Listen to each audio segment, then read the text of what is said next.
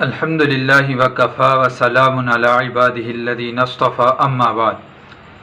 اللہ رب العزت نے انسانیت کی ابتدا حضرت سیدنا آدم علیہ السلام سے فرمائی ہے، اور نبوت کی بھی ابتدا حضرت آدم علیہ السلام سے فرمائی ہے، اور اس نبوت کے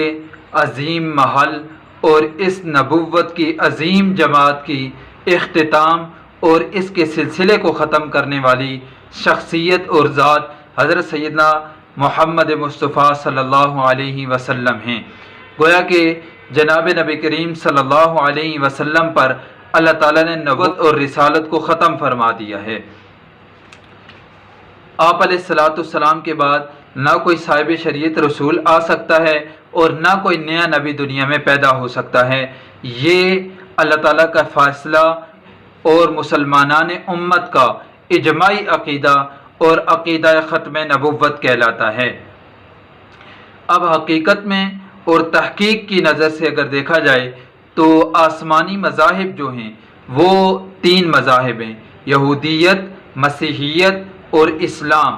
ان کی بنیادی کتب کو، بنیادی عقائد کو اٹھا کر دیکھا جائے، یہودیت کی کتاب تورات کو اٹھا کر دیکھا جائے، جتنے نسخے بھی تورات میں اس وقت موجود ہیں اور نبی علیہ السلام کے دور سے پہلے کے نسخوں میں دیکھا جائے تو حقیقت یہی ملتی ہے کہ کہیں بھی کسی جگہ بھی اللہ تعالیٰ نے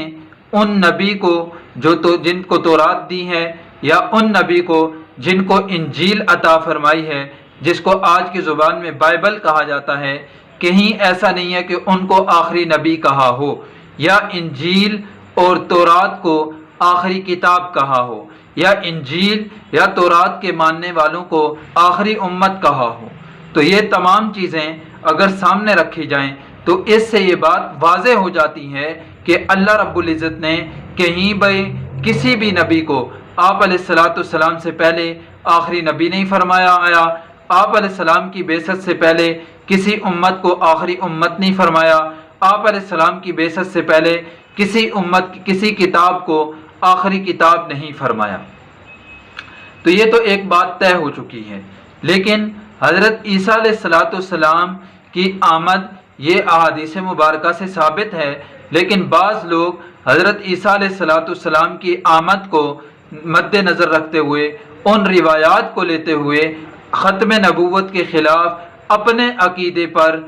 استدلال کرتے ہیں۔ اگر حقیقتاً دیکھا جائے تو ان کا استدلال بالکل بے بنیاد ہے، کیونکہ اللہ رب العزت کا جب فیصلہ ہے کہ اللہ رب العزت نے حضرت عیسیٰ علیہ السلام کو دنیا میں بھیجا، پھر اللہ رب العزت نے قرآن پاک میں صاف طور پر فرما دیا کہ ہم نے عیسیٰ علیہ السلام کو اپنے پاس اٹھا لیا۔ اب احادیث مبارکہ یہ بتاتی ہیں کہ عیسیٰ علیہ السلام قیامت کے قریب آئیں گے۔ اب عیسیٰ علیہ السلام آئیں گے ضرور، لیکن عیسیٰ علیہ السلام نئی شریعت لے کر نہیں آئیں گے، بلکہ شریعت محمدیہ صلی اللہ علیہ وسلم کے مطابق اپنے فیصلے،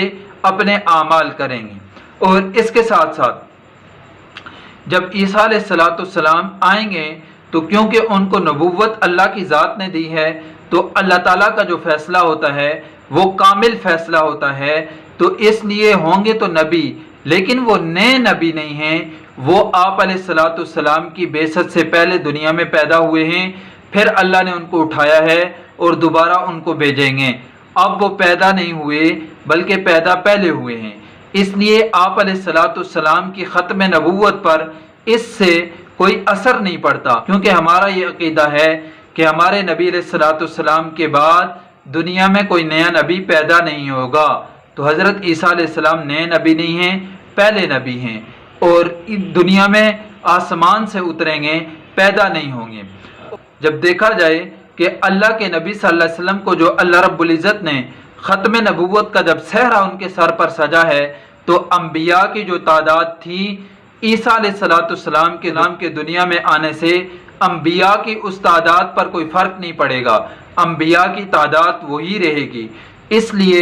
سیدنا عیسیٰ علیہ السلام کے نزول کے عقیدے کو لے کر ختم نبوت کے عقیدے پر اشکال کرنا اور ختم نبوت کے مد مقابل استدلال کرنا، یہ کہیں سے بھی درست نہیں ہے۔